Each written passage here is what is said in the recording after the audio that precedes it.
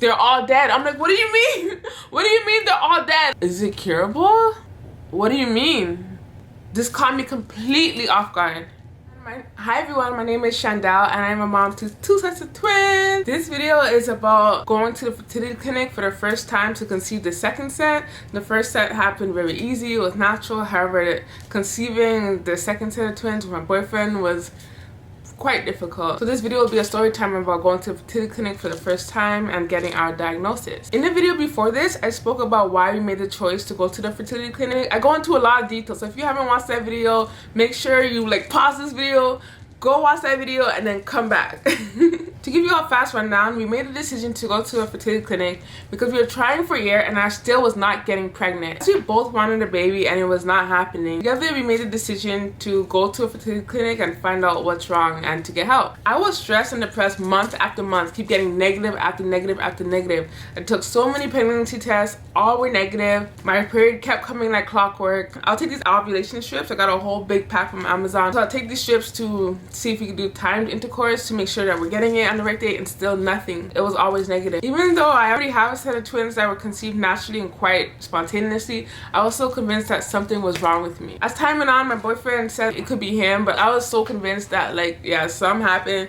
After I had my first set, the doctor did something and now it's like I can't get pregnant. Instead of continuing to be disappointed each time my period comes, we made the decision to go to the fertility clinic. When we both decided to go to the fertility clinic, the first step was to find one. So I went online, Googled fertility clinics, and luckily in Toronto there's a lot. So finding one was not the hard part. The hard part was finding one that didn't have a super long wait time. Some of these fertility clinics had like a 6 months plus wait time. So I called around to see, try to get an earlier date, because after trying for so long, who wants to wait another 6 months, So I called around. When I found a fertility clinic with a waiting list that wasn't too far out, we went with that one. The ones near us, like closer to downtown Toronto, those are the ones that had the super long wait time. So the one that I did find was a further drive. It was a little ways away, but it wasn't too bad. It definitely wasn't too bad. When I found the fertility clinic, it wasn't too far. It had a shorter wait time than the ones downtown. The fertility clinic told us we needed to get a referral from our family doctor in order to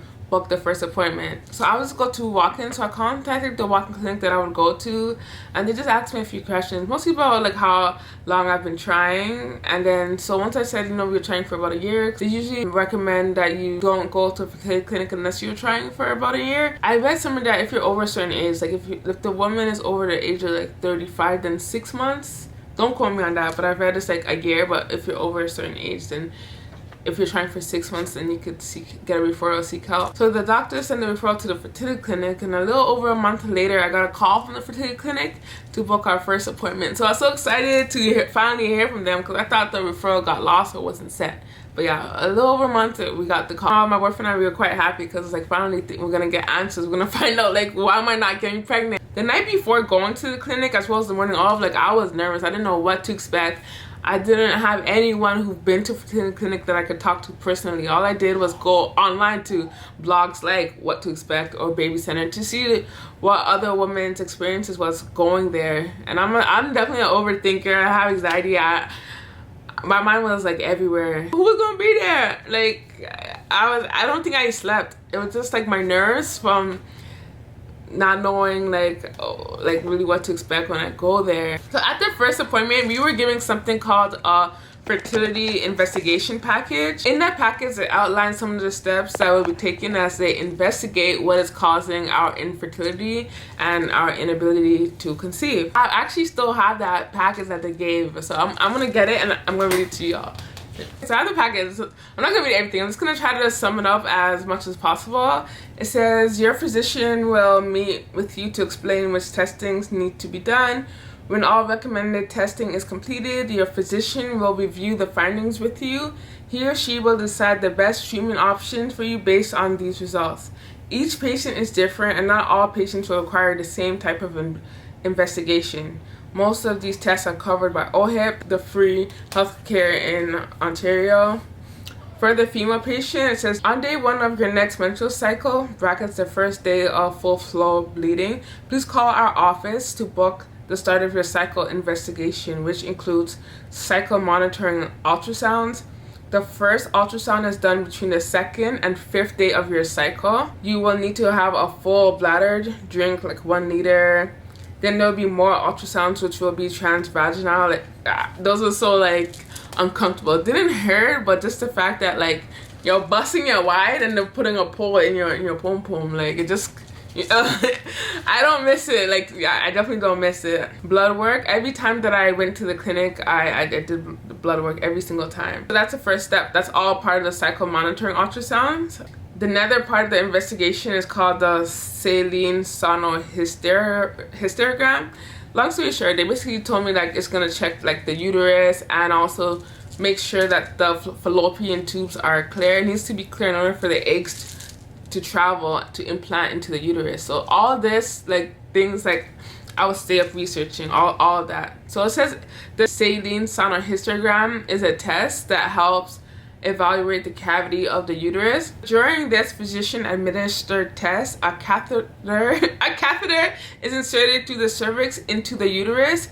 Sterile saline is then injected to the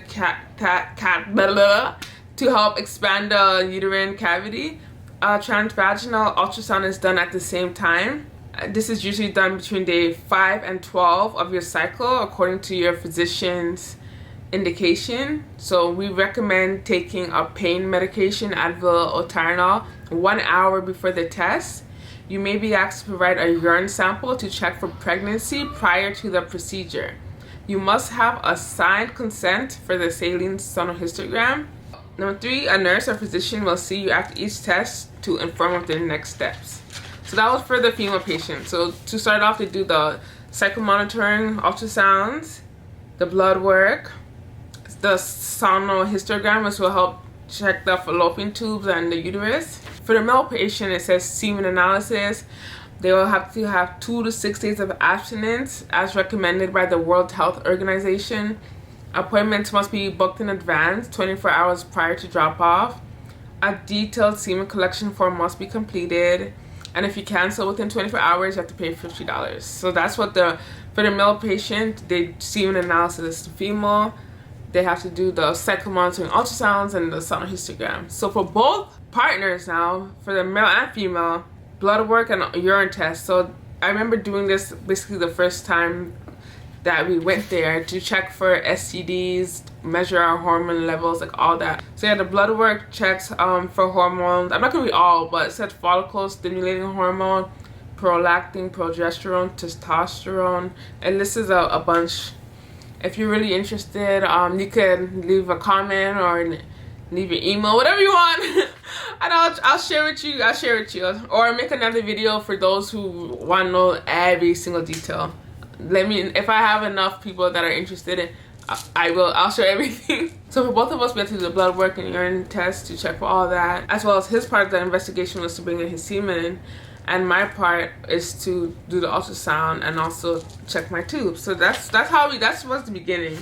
So another part that they did, though, they gave a checklist, a new patient checklist that check mark like just like different stuff like cycle monitoring, blood work, stuff that was part of the investigation and that they were gonna like use to see what's up. We were advised to start taking vitamin D, 1,000 units, and folic acid, 1 mg daily, and it will be continued for the duration of your treatment and pregnancy. There was an annual fee. That's $285, so that's the annual fee. That doesn't cover the medication or like say like sperm wash and that kind of stuff, but it's just a fee to go to the clinic. First time going there was getting an investigation package and to do the urine test and blood test. Then I had to wait a couple weeks until my period started. So on day 1 of my period, I called the clinic to book a cycle monitoring ultrasound. It had to be done between day 2 and 5 of my period, so I believe it was done like on day 3. I drank a lot of water as a full bladder was required, but like always, I'm thinking I'm drinking a lot, and then I go there and tell me it's not full, but it felt quite full to me. So first they do the ultrasound from the outside, and then I'll be sent to use the washroom to empty out my bladder, and then they'll do the transvaginal ultrasound from the inside. They put like the pole in your pom pom, you know. So these ultrasounds were about measuring my follicles. I received great news that I have a whole lot of eggs. I have a high ovarian reserve. I was happy about that. The ultrasound tech showed me the screen as she was doing it, and there was like a lot of legs. It was a lot of eggs. It was a lot of eggs. I was excited to see it, but you know I'm an overthinker, so now I'm like, damn, maybe I have too much eggs, you know? Like, it's always something. What they say is quality over quantity. Just because you have a high number of eggs, it doesn't mean that you have a good quality eggs. But they did not test my quality of eggs. They're just able to see that I do have a lot, so that was good. There was something to work with there. So that was pretty much it. Then I was told to come back between day 5 and 12 to do the sono. And that one is the fallopian dye test, where they check to make sure that it's clear. My cousin actually did that test. You know, I have a cousin who's going through infertility, and we were going through it together. But she actually did that test before, and it was so painful. She described my pain since she was crying. So I was scared, and I even read online of people saying, yo, that test was make sure you take the painkillers. I was really nervous, and I guess when I got to the clinic, another patient was there, and I guess she could see that I was nervous. Mind you, I have a mask on this every time, but I guess she could see from my eyes that I was nervous, and she's like, it's gonna be okay. You know, she's like, it doesn't hurt, don't worry, you know, you took your painkiller. I'm like, yeah. I'm like, yo, she's like, okay, don't worry, it's not gonna hurt. I'm like, okay. So that made me feel a little better that someone who was actually in the clinic right there and then is saying that's not gonna hurt. So I'm like, okay. But I know what my cousin told me, and I remember what I read online. But if this lady said don't hurt, then okay, cool, all right. It don't hurt. At least I'm hoping it's not going to. I'm still like, okay, this is what I have to do. I want to just know. And it's a team effort. Me and my boyfriend are trying to conceive. I'm going to do what I have to do. If I have to take this dye test, I'm going to take this dye test and pray that my tubes are clear. I was just like, I was so nervous. I couldn't sleep the night before because I'm thinking of all the scenarios that could happen. Yeah, the anxiety was real, the overthinking was real, everything. While hearing different people's stories online of this test, then I was thinking damn, if my fallopian tubes are blocked, then what can I do to clear it? You know, I started thinking damn, if that's the reason, because they said that you could have periods and everything and have blocked tubes. So I'm like, if that's the reason, then let me find a cure. How would I even solve this? Mind you, I didn't even do the test yet. I don't even know if it's blocked, but I'm already thinking of different solutions just in case it's blocked. You know, so here's a note that I actually made based off a video that I found online of someone saying how they cleared their tubes naturally. So if you're watching this video and you or someone you know actually have blocked fallopian tubes and you weren't just overthinking, maybe this note can help. Don't quote me. I just wrote some notes down based off a video online of a lady saying that she was able to unblock her tubes doing these things. So if you want to try these things, it's on you. I'm not liable. I'm just sharing what I found. Multiple people referenced these exact same things and said that yeah, it was able to work for them. I know it's not going to work for everyone. Hopefully, if this is your diagnosis, that it could work for you. When I got to the room, it was just the ultrasound tech. She told me to take off everything, waist down. Before I did that, she made sure to send me to use the washroom. I had to have an empty bladder for this test. So when it was time to do the test, I had to take off everything. I put on that white paper to cover my area, just cause they're gonna see everything anyways, but just, you know, just a little dignity. So I laid down. I had to open my legs, put it on, you know, you put your feet. You guys know when you do the pap test, woman, you know, you have to open it and put your foot down in that thing. So once I was laid back and it was time to begin, the doctor came in the room, the doctor who was gonna do it, because ultrasound tech wasn't doing it, was a doctor from the clinic. I think it's her clinic, you know. She was amazing. Thank you for your service. So she comes in with a flashlight on her forehead. I was like, oh my god. So she had this headband with a flashlight on her forehead, ready to dig her way through the forest. I'm joking, there was no forest. Okay, so I'm just there laying okay. She has a flashlight on her forehead, I guess, to guide the catheter or whatever she's sticking up there to get the dye in to see the uterus and the fallopian tube. So she's doing that. I'm nervous because it's I feel clamping and stuff. So I'm nervous. It didn't hurt. She was able to do it and I could feel the gush go inside of me. It just felt more awkward and uncomfortable than painful, to be honest. And so she's like, oh, great news. Right, she was able to tell me pretty much right there and then that my tubes are clear. I guess it came in, it came out, everything's good. I felt very relieved. I was happy. But then the happiness was short-lived because then I'm still confused because what's the reason now? The ultrasound that showed that I have a high ovarian reserve, that I have follicles, my follicles grow, everything is looking clear with the ultrasound. Now my uterus is looking good, my fallopian tubes are clear, so what could the reason be? As bad as this sounds, I wanted them to find an issue, a problem, just so I could have something to work with so I could fix it. I didn't want this to be like some stories that I've heard about unexplained infertility, because to me that's even more hard. Like, you're just not getting pregnant and you don't know why. Like, I already went through a whole year of not getting pregnant, not knowing why. So imagine going to a fertility clinic now and you still have no answers. Like, that's not what I wanted. I just was hoping that they could at least see something and I could be told, yes, that's the reason, here's how we're gonna fix it. That's what I was hoping for. But everything's like, okay, good. And I was like, yeah, thank you. Like, I'm feeling good, I'm happy, I'm grateful. But it's like, what could the reason be? So I continue to go to the clinic every few days to monitor my hormones, like do the blood test and the ultrasounds to see my follicles grow. Up until ovulation day, I would do an ultrasound and blood work each time. I hate needles. I cannot look when you're taking my blood, but it's something I have to do each time, to the point my arm really started to get scars from all the blood work. So I did a blood work and ultrasound pretty much every time I went. When it was ovulation time, it would reflect through the blood work and also the ultrasound. The follicles would grow to the appropriate size. It will release. It will be reflected in my hormones. Whatever hormones needs to rise during ovulation time, it will do that. Everything was working. It was showing that my body's doing what it has to do to conceive. Nothing is blocked, my body is doing what it has to do. So it's like, what's the reason now? I'm ovulating. Like, I knew I was ovulating from the strips, but now it's like I could actually see the egg getting bigger and bigger and releasing. So it's like, well, the ultrasound tech could see it.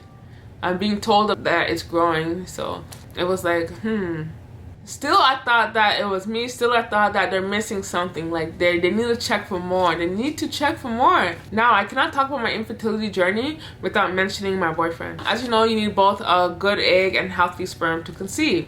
So, although I was so convinced that, okay, it's me, something's wrong with me, my boyfriend did say it could be him, but I still felt like it was me. Although, like, I felt like that, it was time for him to bring in his sample. So while I was doing all these tests, my boyfriend was told from the first time we got the investigation package that he has to book a date to bring in his test. He was supposed to bring in his sample a lot earlier than he did, but he slept in for the first appointment and missed it. I kept going to monitor my hormones and follicles in the meantime. Throughout the investigation cycle, they kept telling me to remind my boyfriend to bring in his sample. I'm gonna be honest, it was a little embarrassing because, like, we both want a baby. He assured me that, hey, like, yeah, like, let's get help, let's see what's wrong. When I was feeling down thinking it could be me, he was the one who would be like, don't worry, that it could be him. And when I got the call for us to book our first appointment to go to the fertility clinic, he was excited. He was happy. But then it's like, I'm the only one going to put the work in. Bring in your sample, you know? Like, he missed the first day, okay. But it's like, I kept going and he was kind of like dragging his feet to bring his sample in. So he was happy, he was excited, I'm going, he missed his first day, like, stuff happens, you know, things happen. So I was like, yo, he was happy and excited for us to be going, and now it's time to bring his sample. You slept in, okay, book your appointment and bring it in so we can find out what's wrong. Because now it's like, yo, I'm doing all these tests. We're both trying to have a baby. We're like, I'm putting in all the work. We were both excited to get the call that we could make our first appointment for the clinic. He slept in, he missed his appointment to bring his sample. That's okay, you know, like, stuff happens. So during the investigation cycle, eventually he did bring in his sample. We got the results back a week later, and that's when we got our diagnosis. We couldn't conceive a baby this entire time due to male factor infertility. So my boyfriend's count was extremely low, and when he got the call, I remember him telling me they're all dead. My heart dropped. I'm like, what do you mean they're all dead? Like, what did they say? Like, what's, like, I was like, well, I didn't even, it was so many emotions, you know. It was a shocker because even though he said it could be him, this whole time I was convinced it was me. Now he's telling me they're all dead. So now I'm thinking, like, is it curable? Like, what do you mean? They're all dead? Most of my research had to do with infertility from the female. I didn't really spend time in researching male infertility you know. I thought it was me this whole time. I didn't even think to look up about sperm count and what happens if a man has low sperm count, if it's like permanent. I didn't know anything. This caught me completely off guard. And so I'm like, okay, like what did they tell you? Like, you know, what are the next steps? So he told me that he was directed to make an appointment with a urologist because they specialize in the male reproductive system for further testing and treatment. So the clinic also advised him that making a lifestyle change can really improve his count. However, it will take about 3 months to see an improvement because that's how long it takes for, I guess, for males to produce a new batch of sperm. This is the end of this video. In the next video, I will talk about what next steps we did to conceive after getting the diagnosis. It was still a quiet and difficult journey even after getting that diagnosis. It still took some time, and instead of bringing us together, I felt like going through this infertility journey was beginning to put a strain on our relationship. I will talk about all of that and more in the next video. Thank you so much for watching. I know the infertility journey can be quiet, but if you're going through this, you're not alone. If you are trying to conceive, I send you some baby dust. And I hope that one day you get your cute and little squishy baby. Thank you so much for watching. Please like, comment, and subscribe. I will be sharing in the next video what steps we took to conceive. I will be telling y'all the tea. I will be telling y'all the tea because we almost stopped going. So, yeah. Make sure you watch the next video.